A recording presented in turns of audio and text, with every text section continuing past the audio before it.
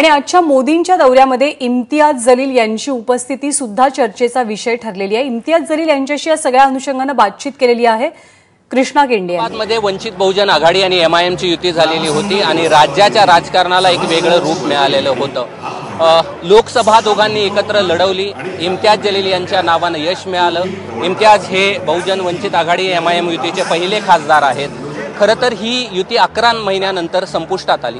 काय कारणं होती, का ही युती तुटली, कुणाच्याकडनं प्रयत्न झाले नाहीत, हे सगळं जाणून घेणार आहोत। इम्तियाज जलील माझ्यासोबत आहेत। रात्री तुम्ही आव्हान दिलंय, तुम्ही तुमची ताकद दाखवा, आम्ही आमची ताकद दाखवतो। कधी काळी एका व्यासपीठावर असलेल्या, एकमेकांना खांद्यावर उचलून घेणाऱ्या एमआयएम वंचितमध्ये असं काय बिनसलंय?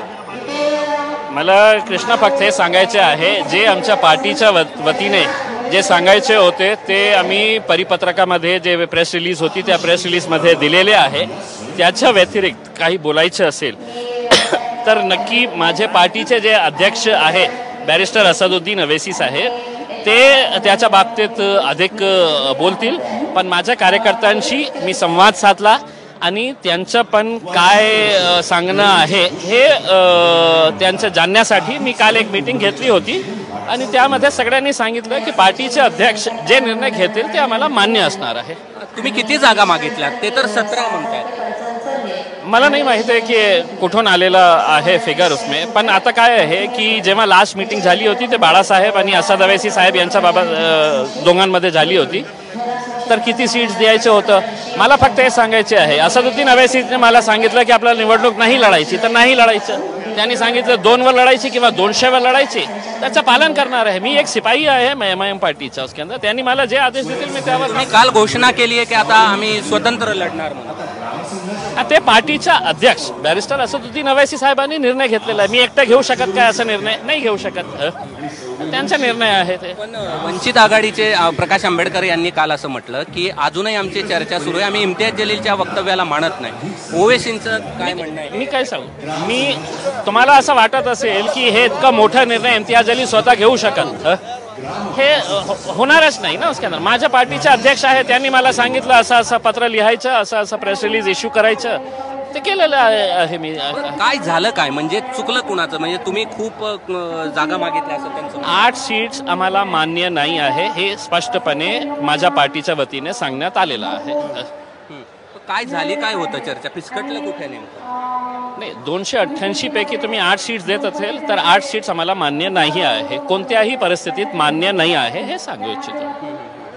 तुम्ही मागितलं किती होते, शेवट काय होता तुमचा, म्हणजे किती जागा अपेक्षित होत्या तुम्हाला? ते सगळं लिस्ट आम्ही बाळासाहेबांकडे दिलेली आहे।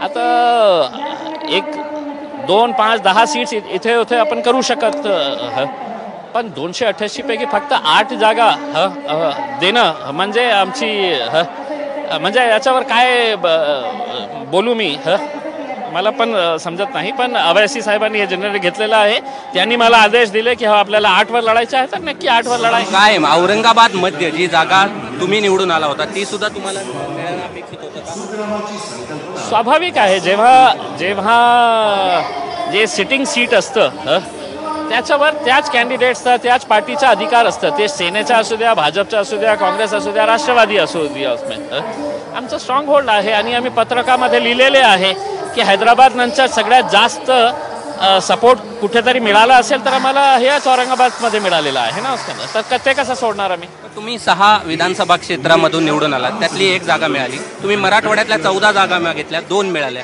हे पण पटलं नाही तुम्हाला? नाही, आता ते ब्रेकअप आम्ही करणार नाही, फक्त हे स्पष्ट करू इच्छितो की कोणत्याही परिस्थिती 8 सीट्स आम्ही स्वीकारणार नाही।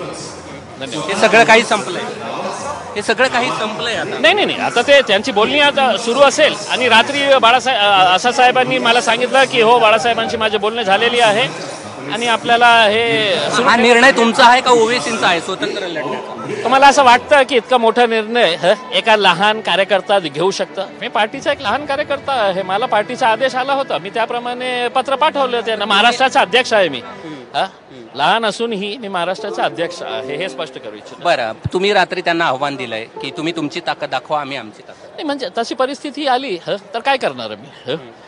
एकटा आमची इच्छा आहे की वंचित बहुजन आघाडी आणि एमआयएम हे खूप मोठी ताकद होऊ शकतं महाराष्ट्रामध्ये आणि एक गोल्डन अपॉर्च्युनिटी सध्या आलेली आहे। ते आपण काही कारणाने असा निर्णय घेत असेल तर हे एक दुर्दैवी आहे. हे मला असं वाटतं की इतकी गोल्डन अपॉर्च्युनिटी आपल्याकडे येऊनही सुद्धा आपण त्याचा फायदा घेत नसेल तर हे चुकलं कोणाचं या युतीमध्ये चुकलं कोणाचं असं तुम्हाला वाटतं?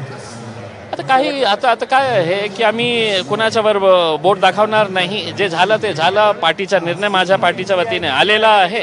आता बघू ते हे होते इम्तियाज जलील. त्यांनी स्पष्ट केलंय की अगदी रात्री त्यांनी वंचितला आव्हान दिलंय की तुम्ही तुमची ताकद दाखवा, आम्ही आमची ताकद दाखवतो. या इम्तियाज जलील हे प्रदेशाध्यक्ष आहे आणि यांच्या शब्दावरनं स्पष्ट होतंय की हा युतीमध्ये आता फार काही चांगलं राहिलेलं नाही आणि त्यांनी स्पष्ट केलेलं आहे की हा निर्णय माझा नाही तर पक्षाचे अध्यक्ष असदुद्दीन ओवैसी यांचा आहे.